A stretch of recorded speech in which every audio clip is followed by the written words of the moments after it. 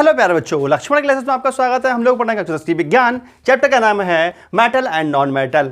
आज देखेंगे in-text question, और इंटेक्स्ट क्वेश्चन बेटा पेज में लिखे हैं अपनी एनसीईआरटी बुक के 54 पेज नंबर 54 पे देख लो। इंटेक्स्ट क्वेश्चन एनसीईआरटी बुक में दिए हुए हैं।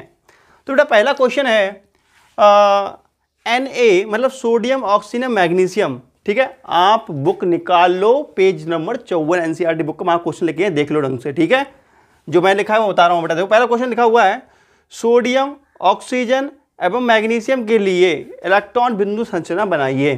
ठीक है, तो उसका उत्तर देखो बेटा, उत्तर देखो बेटा, लिखेंगे सोडियम की इलेक्ट्रॉन बिंदु संरचना तो कैसे बनाएंगे बेटा। देखो सोडियम का जो परमाणु क्रमांक होता है कितना होता है, 11 होता है। तो सोचते हैं 2, 8 और इकलौता। ठीक है, तो सोडियम की इलेक्ट्रॉन बिंदु संरचना क्या हो जाएगी बेटा, इसकी हो जाएगी इलेक्ट्रॉन बिंदु संरचना जो हो जाएगी वो हो जाएगी ये सोडियम और एक ये हो गया, समझ में आ गया, ये होगी इसकी इलेक्ट्रॉन बिंदु संरचना। ठीक है, अब देखो और अब सेकंड है, अब है डालेंगे ओ ऑक्सीजन, ऑक्सीजन की इलेक्ट्रॉन बिंदु संरचना। तो देखो क्या हो जाएगी बेटा। देखो ये जो चीज़ मैं लिख रहा हूँ ये समझाने के लिए लिख रहा हूँ, वैसे उत्तर तो खाली ये है आपका, ये समझाने के लिए लिख रहा हूँ सिर्फ। ठीक है, अच्छा जो ऑक्सीजन होता है, ऑक्सीजन तो तुम्हें आता हो तो लिखने की कोई ज़रूरत नहीं है, ये चीज़ें ये आंसर ये है आपका। ऑक्सीजन कितना होता है 2 और 6, तो 6 इसके बाद को उसमें 6 इलेक्ट्रॉन बनाने हैं हमारे लिए। ठीक है, तो ऑक्सीजन 2, 2, 4, 2, 6 ये होगी इसकी इलेक्ट्रॉन बिंदु संरचना। ठीक है, उसके बाद देखते हैं बेटा मैग्नीशियम के लिए। ठीक है, मैग्नीशियम की इलेक्ट्रॉन बिंदु संरचना। बेटा मैग्नीशियम का देखो कितना होता है, एटॉमिक नंबर 12 होता है, तो इसलिए सकते हैं 2, 8 और 2, 12। तो 2 भाग क्वेश्चन बनाने हैं बेटा इसके, तो मैग्नीशियम और इसके 2 ये इलेक्ट्रॉन दिखाने हैं। ये इसकी इलेक्ट्रॉन बिंदु संरचना होगी, ये आंसर हो गया, ये आंसर हो गया ये। ठीक है, ब्लैक कलर से ये लिखना है, फिर ये लिखना है, ये लिखना है, फिर ये लिखना है, ये लिखना है, ये लिखना है। और ये चीज़ें मैंने लिखवाई है ये समझाने के लिए, इच्छा हो तो लिख लो, वरना मत लिखो, उसकी कोई जरूरत भी नहीं है। पहला क्वेश्चन आपको क्लियर हो गया बेटा। ठीक है, दूसरा जो क्वेश्चन है मैं आपको बोल रहा हूँ, आप लिख लेना यार, बोर्ड पे लिखवाते हो, थक जाता हूँ मैं लिख देते यार, घर सूख जाता है। ठीक है, देखो बेटा इलेक्ट्रॉन स्थानांतरण के द्वारा, इलेक्ट्रॉन स्थानांतरण के द्वारा मतलब इलेक्ट्रॉन ट्रांसफर के द्वारा। ठीक है, बुक में देख लो, याद हो तुम क्वेश्चन, ये मैं बोल रहा हूँ लिख लो। इलेक्ट्रॉन स्थानांतरण के द्वारा या इलेक्ट्रॉन ट्रांसफर के द्वारा, इसका सेकंड पार्ट है ये क्वेश्चन। इलेक्ट्रॉन ट्रांसफर के द्वारा, इलेक्ट्रॉन ट्रांसफर के द्वारा N2O। ठीक है बेटा, N2O नहीं बेटा, Na2O है, Na2O, Na2O, Na2O, Na2O तथा MgO का निर्माण दर्शाइए, तथा MgO का निर्माण दर्शाइए। ठीक है, ये क्वेश्चन है बेटा। इलेक्ट्रॉन ट्रांसफर द्वारा, इलेक्ट्रॉन के ट्रांसफर द्वारा N2O तथा MgO का निर्माण दर्शाइए, ये क्वेश्चन है, लिख लो। ठीक है, अब इसका आंसर देखो बेटा, का निर्माण जो दर्शाना है हमारे लिए बेटा। देखो N का 11 होता है इलेक्ट्रॉन, वो परमाणु क्रमांक, तो 2, 8 और इकलौता। ठीक है, और ऑक्सीजन कितना होता है बेटा 8, तो 2 और 6 भाग उसमें 6 होते हैं इसके।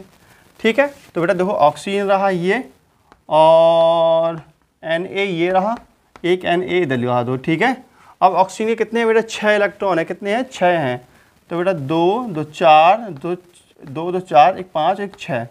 ठीक है, इसके पास कितने इलेक्ट्रॉन है बेटा, सोडियम के पास इकलौता इलेक्ट्रॉन है, ये एक इलेक्ट्रॉन ये है, और इसका भी पास एक इलेक्ट्रॉन है बाहर कोश में।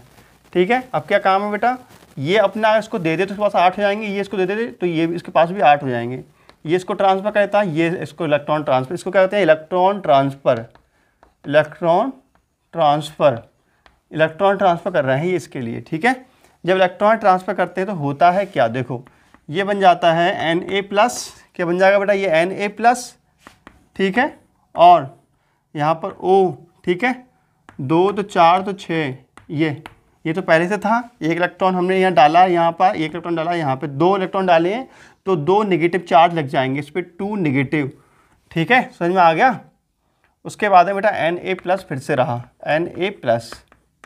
ठीक है, और तुम चाहो तो इसको या करके ऐसे लिख सकते हो, O, ठीक है, O के ऊपर देखो 1 2 3 4 5 6, ठीक है, 6 7 8 और 2 नेगेटिव चार्ज, और यहाँ पे Na+ का होल ट्वाइस। ठीक है, इसका मतलब क्या होगा, इसका मतलब हो गया, इसको हम लिख सकते हैं Na2 और O। बात समझ में आ गई नहीं आ गई बेटा तुम्हारे लिए? क्लियर हो गया? ठीक है, समझ में आ रहा है बेटा? तो ये ऐसे बनता है। ठीक है, अब हम देखते हैं MgO का निर्माण। MgO का निर्माण, MgO तो बेटा मैग्नीशियम का 12 होता है, अभी बताया था आपके लिए 12, इसको लिखते हैं 2 8 2 और 2 12। ठीक है, बाहर क्वेश्चन 2 हो गया। ऑक्सीजन का देखो बेटा 8 होता है, तो 2 और 6। ठीक है, अब देखो मैग्नीशियम है, ये मैग्नीशियम का है, बाहर क्वेश्चन में कितने इलेक्ट्रॉन दर्शाने हैं, 2। ठीक है, ऑक्सीजन के पास कितने हैं, 6। तो बेटा देखो 1 2 3 4 5 6, अगर इसको 2 इलेक्ट्रॉन और मिल जाए, कोई दे दे, तो कितने हो जाएंगे टोटल 8 हो जाएंगे। तो एक इलेक्ट्रॉन ट्रांसफर ये करता है इधर से, एक इलेक्ट्रॉन ट्रांसफर करता है इधर से। ठीक है, तो बेटा इसके पास टोटल कितने हो जाएंगे, देखो ये नोट कर लो, इसको मिटा देता हूँ मैं। देखो बेटा होगा क्या, Mg इसके ऊपर प्लस का 2 चार्ज आ जाएगा, क्योंकि इसने 2 इलेक्ट्रॉन दिए हैं और इसने 2 इलेक्ट्रॉन लिए हैं। तो तुम चाहो तो पहले ऐसे दर्शा सकते हो, वैसे कोई ज़रूरी भी नहीं है ऐसे दर्शाना, 1 2 3 4 5 6। ठीक है, अब इसने 2 इलेक्ट्रॉन लिए भी हैं बेटा, तो चलो इसको ऐसे दिखा दो पहले ऐसे। ठीक है, एक इलेक्ट्रॉन इधर दिखा देंगे, तो बेटा देखो ये पहले का इलेक्ट्रॉन है और लिए गए इलेक्ट्रॉन ये और ये। ठीक है, अब इसके ऊपर आ गया -2 चार्ज, 2 नेगेटिव का चार्ज आ गया। ठीक है, या इसको हम लिख सकते हैं ऐसे करके MgO, सीधे सीधे मिल गया। ये समझ में आ गई बात? तो ये है बेटा इलेक्ट्रॉन ट्रांसफर द्वारा इनका निर्माण की विधि। हो गया, इसको नोट करो फटाफट। अगला क्वेश्चन देखते हैं। लिखा है इन यौगिकों में कौन सबसे, इन लिखा है क्वेश्चन बेटा तीसरा नोट करो फटाफट, इसी का तीसरा पार्ट, थर्ड। लिखा इन यौगिकों में कौन से आयन उपस्थित हैं, इन यौगिकों में कौन से आयन उपस्थित हैं, मतलब इनमें, इन यौगिकों में कौन से आयन उपस्थित हैं। ठीक है, इन यौगिकों में, क्वेश्चन लिख लो बेटा, इन यौगिकों में कौन से आयन उपस्थित हैं, इन यौगिकों में कौन से आयन उपस्थित हैं, इन यौगिकों में कौन से आयन उपस्थित हैं। ठीक है, अभी हमने जो 2 यौगिक सॉल्व किए हैं, इनमें कौन से आयन उपस्थित हैं। ठीक है, तो इसका आंसर देखो बेटा, आंसर Na2O में कौन कौन से आयन थे बेटा, Na+ आयन, ठीक है, Na+ आयन तथा O-2 आयन उपस्थित हैं, उपस्थित हैं। समझ में आई बात? ठीक है, दूसरा देखते हैं MgO में कौन से आयन उपस्थित हैं, ये पूछ रहा है। MgO में Mg2+ तथा O2- आयन उपस्थित हैं। क्लियर? समझ में आ रहा है बेटा? लाइक ठोको ठोको ठोको भैया, काहे कंजूसी करते हो, बहुत देर समझाई जा रही है फिर भी समझ में आ रही है। तो बेटा लास्ट क्वेश्चन देखते हैं इन टेक्स्ट का, मतलब दूसरा क्वेश्चन, क्वेश्चन में बन के सब पार्ट थे, दूसरा क्वेश्चन देखते हैं क्या है। दूसरा क्वेश्चन है बेटा, आयनिक यौगिकों के गलनांक उच्च क्यों होते हैं। ठीक है, क्वेश्चन है, कल समझाया था मैं इसका उत्तर, तो यार है ना, समझाया था ना आप लोगों को। आयनिक यौगिकों का गलनांक उच्च क्यों होता है, आयनिक यौगिकों का गलनांक उच्च क्यों होता है। ठीक है बेटा,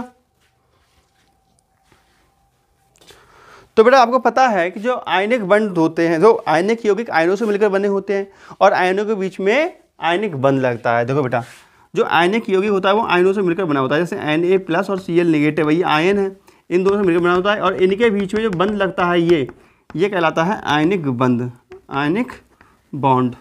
और आयनिक बॉन्ड सबसे मजबूत बंध होता है। कैसा होता है बेटा? ये सबसे मजबूत बंध, ये सबसे मजबूत बंध होता है।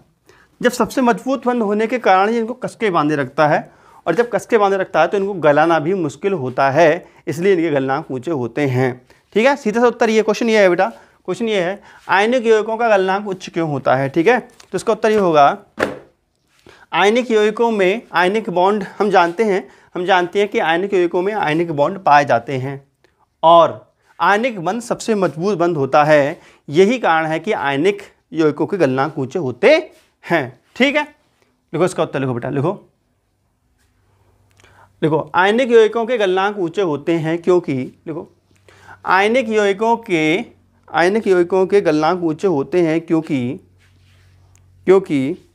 ये आयनों से मिलकर बने होते हैं, क्योंकि ये आयनों से मिलकर बने होते हैं, क्योंकि ये आयनों से मिलकर बने होते हैं, क्योंकि ये आयनों से मिलकर बने होते हैं, क्योंकि ये आयनों से मिलकर बने होते हैं,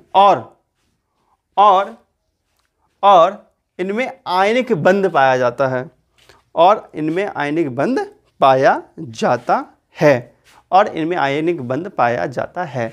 ठीक है बेटा, समझ में आ गया? अब नई लाइन देखो, आयनिक बंध सबसे अधिक शक्तिशाली होता है, यह सबसे मजबूत बंध होता है। आयनिक बंध सबसे अधिक मजबूत बंध होता है, आयनिक बंध सबसे अधिक मजबूत बंध होता है। यही कारण है कि आयनिक बंध, यही कारण है कि आयनिक यौगिक, यही कारण है कि आयनिक यौगिकों के गलनांक ऊंचे होते हैं। यही कारण है कि आयनिक यौगिकों के गलनांक उच्च होते हैं। यही कारण है कि आयनिक यौगिकों के गलनांक उच्च होते हैं। ठीक है, तो बेटा ये आपके सब खत्म हो गए इंटेक्स्ट क्वेश्चन। कल चर्चा होगी धातुओं की प्राप्ति के बारे में कि धातु कैसे प्राप्त करें, काफ़ी अच्छा डिस्कशन होगा। बेटा चैप्टर आपका काफ़ी इंपॉर्टेंट है, थोड़ा टिपिकल भी है क्योंकि इंटर का चैप्टर है ये। ठीक है, और बेटा कुछ भी पूछने हो तो पूछ लिया करो, और वीडियो पे कमेंट जरूर कर दिया करो अच्छी लगती हो तो। ठीक है, और लाइक ठोक दिया करो फटाफट। तो मिलते हैं नेक्स्ट वीडियो में। तो नमस्कार, जय Hind, Vande Mataram. Okay, bye bye बेटा।